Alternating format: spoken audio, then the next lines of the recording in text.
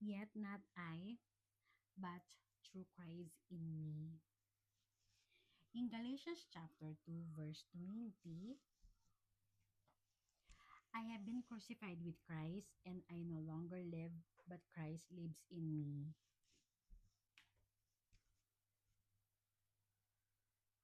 It's a declaration that the Christian life is not powered by human effort, but by Christ's indwelling life,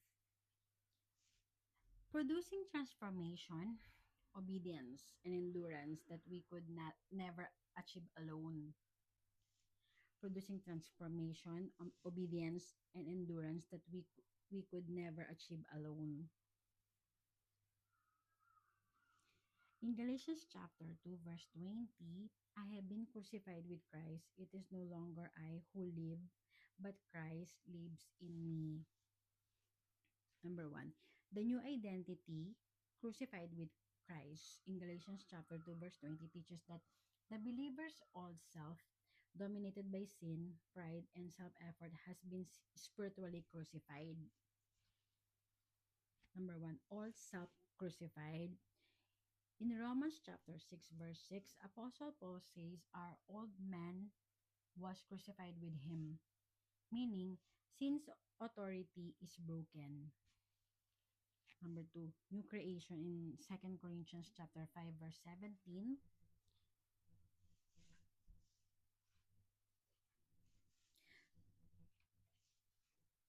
We don't just get a new start, we become a new kind of person. The explanation is Christianity is not self-improvement, it is self-replacement. Christ living his life through us. The key idea is you are no longer defined by your past, your failures, or your weaknesses. Christ is your new identity. Number 2, the new power, Christ lives in me. Apostle Paul does not say, I try harder now. He says, Christ lives in me. Number 1, indwelling spirit in Romans chapter 8 verse 11. The same spirit who raised Lord Jesus from the dead empowers believers.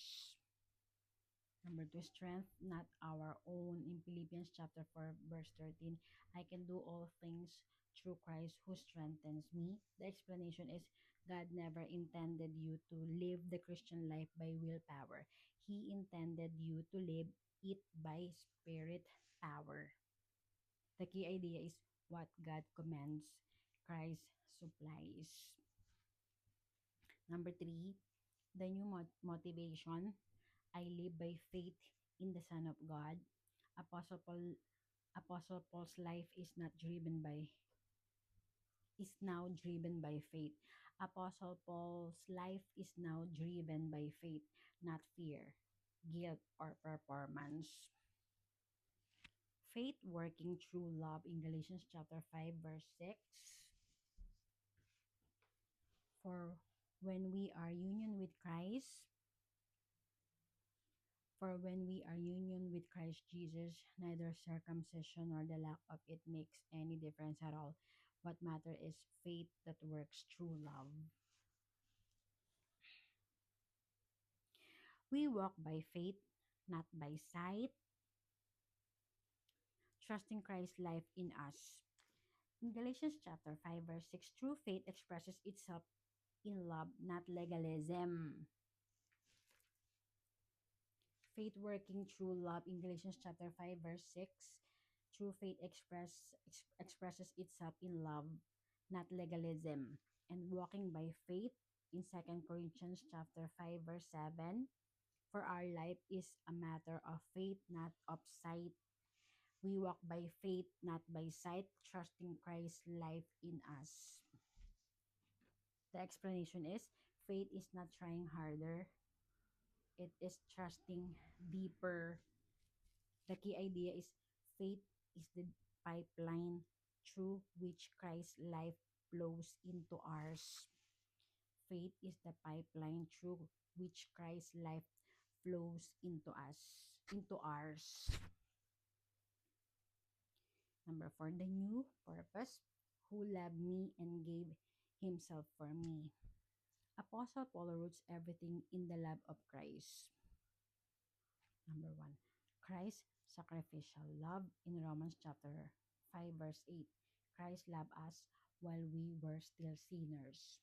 Number two, living for Him in Second Corinthians chapter 5, verse 15. We no longer live for ourselves, but for Him who died and rose again. The explanation is the Christian life is not duty driven, but love driven. The key idea is Christ's love becomes the fuel of obedience. Number five, the new lifestyle, daily dependence on Christ. Yet not I, but Christ in me is not one time revelation, it is a daily posture. Walk in the Spirit in Galatians chapter 5, verse 16. We overcome the flesh by walking in the Spirit, not by self effort. Number two, abide in Christ in John chapter 15, verse 5. Apart from me, you can do nothing. The explanation is the Christian life is lived moment by moment in dependence on Christ. The key idea is victory comes not from trying harder, but from abiding deeper. The conclusion is the Christian life is Christ in you. The Christian life is Christ in you. In Apostle Paul's message is simple but revolutionary. Not my strength, his strength. Not my righteousness, his righteousness. Not my effort, his life. Not my glory, his glory. This is the heartbeat of the gospel. Christ for me, Christ with me, Christ in me.